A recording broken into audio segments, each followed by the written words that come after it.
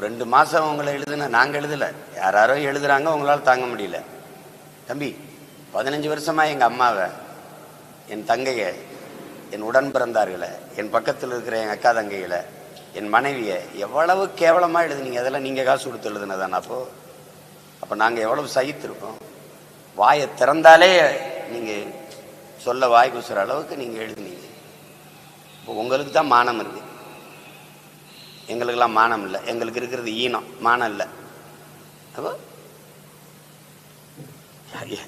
அது தலைவலியும் காய்ச்சலும் தனக்கு வந்தால் தான் தெரியும். இதே உணர்வு தான், இதே வருத்தம் தான் எல்லாருக்கும் இருக்கும்.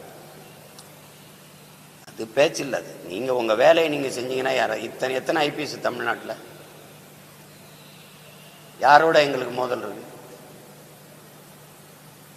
நான் கேட்கறதுக்கு பதில் சொல்லுங்க, இல்லை அவரை சொல்ல சொல்லுங்க. ஒளிபரப்பு விழான்னு கேட்குறேன். துரைமுருகன் கன்னியாகுமரியில் பேசினார். அது புதிது இல்லை, நான் பேசினதான் திருப்பி எடுத்து பேசினார் ஒரு ஆர்ப்பாட்டத்தில். எங்கள் மலையை வெட்டி கொண்டு போறீங்களே அப்படின்னு. குற்றம் நிகழ்ந்தது எங்க? கன்னியாகுமரி. அங்கே காவல்துறை இருக்கா இல்லையா? அருகில் இருக்கிற பாளையங்கோட்டையில் சிறை இருக்கா இல்லையா? எல்லாம் இருக்கு. மதுரையில் இருக்கு, எல்லாம் இருக்கு. அங்கே தேடி வரும்போது அவனை காவல்துறையிட்ட ஒப்படைச்சதே நான் தான். அப்போ அங்கே இப்போ இருந்த அதிகாரிகிட்ட குண்டாஸ் போடக்கூடாது, என் தம்பியை ஒப்படைக்கிறேன், நீங்கள் வழக்கு போட்டு விடுங்க, நான் வழக்காடி வெளியில் எடுத்துக்கிறேன். எனக்கு வாக்கு தந்தார். அவர் பேர் வேணா, இப்போ அவருக்கு சிக்கலை கொடுப்பாங்க. அது காப்பாற்றினார். அவர் போடலை. திருப்பி வம்படியாக திருவள்ளூர் மாவட்டத்தில் இவர் வேலை செஞ்சுட்டு இருக்காரு. யாரு? நீங்கள் சொல்கிறவர். அங்கே அவரை அழைச்சிட்டு வர சொல்லி கைது பண்ணி கூட்டிகிட்டு வந்து அங்கே வச்சு குண்டாஸ் போட்டு புழல் சிறையில் அடைச்ச பெருமகன் யார்? இவர் தான். நீங்கள் எங்கே இருக்கியே குற்றங்க நிகழ்ந்து. விக்கிரவாண்டியில் இடைத்தேர்தலில் ஒரு பாட்டை பாடுறார். அந்த பாட்டு எங்களுக்கு அதுக்கும் சம்பந்தம் இல்லை. அந்த பாட்டு பாடப்பட்டது அம்மையார் ஜெயலலிதா காலத்தில். எழுதினவர் வேற, இசையமைத்தவர் வேற.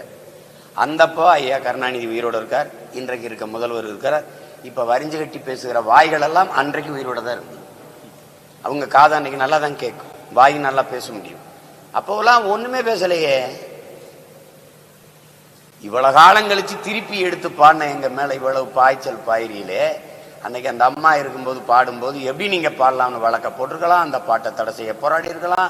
இல்லை நீங்க ஆட்சிக்கு வந்தோடனே இப்போ வளைகுடியில் இருக்கு, அதை தடை செய்யலாம், செய்யல. பாடினார். அவர் என்ன சொல்லி பாடினார்? திருச்சி வானூர்தி நிலையத்தில் எங்கள் அண்ணன் ஒரு தடவை பாடினேன், நான் தான் பாடினேன். அப்போ அதை கேட்டான், நினைவில் வச்சு பாட்டான். பாடினோடனே வழக்கு. விக்கிரவாண்டி பகுதியில், விழுப்புரம் அந்த மாவட்டத்தில் காவல் நிலையம் இருக்குல்ல, அங்கே இருக்கிற தென்காசிக்கு ஊருக்கு போனவர் போய் கைது பண்ணி அவர் திருச்சியில் கொண்டு வந்து அவர் சிறையில் அடைக்கப்படுறார். அரசு எங்கே இருக்கு? யார்கிட்ட இருக்கு? விருதுநகரில் ஒரு தம்பி, இவர் தொடர்ச்சியை இவங்க ஆளுகை என்னை எழுத, இவரோ திராவிட முன்னேற்ற கழகத்தின் தகவல் தொழில்நுட்ப பிரிவோ என்னையே என் குடும்பத்தை எழுத கோவத்தில் என் தம்பி ஏதோ பதிவு போட்டாங்க. அவர் தன்னை எழுதுறதா நினச்சிக்கிட்டு கைது பண்ணி கூட்டிகிட்டு எங்கே போகிறாரு? திருச்சிக்கு. மதுரைக்கார தம்பி அவன் சென்னையிலேருந்து ஒரு பதிவை போட்டுறான். அவனை கைது பண்ணி எங்கே கொண்டு வர்றாரு? திருச்சிக்கு. ஏன் அங்கே காவல்நிலையில் இருக்கா இல்லையா? ஏன் இங்கே விருதுநகரில் இருக்கா இல்லையா? கொண்டு போய் கண்ணை கட்ட சொல்லிட்டு இவரே வந்து அடித்து, இன்ன பேச்சு இல்லாத பேசி, வலிக்கும்போது கருப்பா அப்படின்னு கத்தும்போது வலி தாங்க முடியாது. என்னை கெட்ட வார்த்தையில் பேசி அவனை கூப்பிடுறா, உங்கள் அண்ணனை கூப்பிடுறா இப்போ அப்படிங்கிறத. நீ இங்கே என் கஸ்டடியில் இருக்க, அவன் பொண்டாட்டி அவனோட படுத்திருக்கான்னு பேசினாரா இல்லையா? நாங்கள் பேசினா உங்களுக்கு வலிக்குது, நீங்கள் பேசினா எங்களுக்கு இனிக்குமா?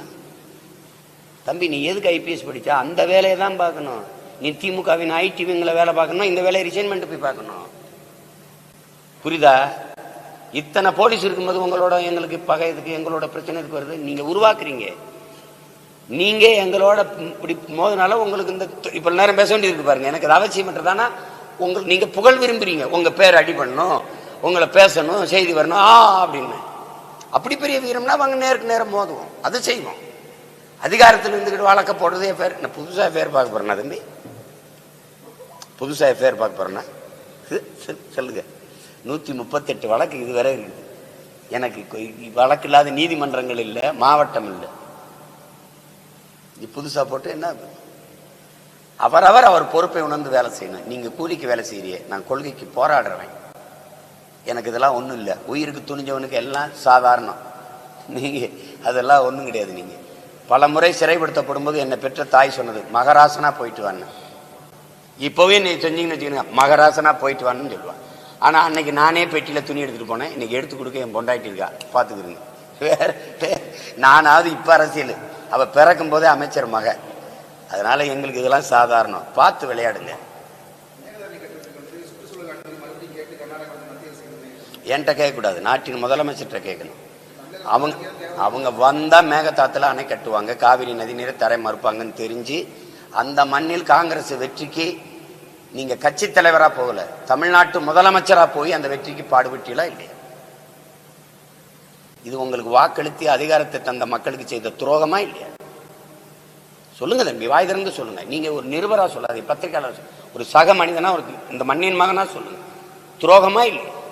அப்புறம் அங்க இருக்கிற தமிழர்கள்லாம் இவர்களுக்கு ஓட்டு போட்டு வெள்ள வைங்கன்னு பேசுனது துரோகமா இல்லையா? ஒரு கட்சி தலைவரா நீங்க போய் கேளுங்க, அது எங்க பிரச்சனை. இந்த நாட்டின் முதலமைச்சரா நீங்க போய் என் உரிமையை அவன் பறிப்பான், அவன் தரமாட்டான்னு தெரிஞ்சு அவனுக்கு வலிமை சேர்த்துட்டு வர்றது எந்த வழியில நியாயம் தம்பி? பாதகம் செய்பவரை கண்டால் நாம் பயங்கொள்ளலாகாது பாப்பா, மோதி மிதித்து விடு பாப்பா, அவர் முகத்தில் உமிழ்ந்து விடு பாப்பா. அண்மை செய்திகளை உடனுக்குடன் தெரிந்து கொள்ள இணைந்திருங்கள் இயம்நாடு தொலைக்காட்சியுடன்.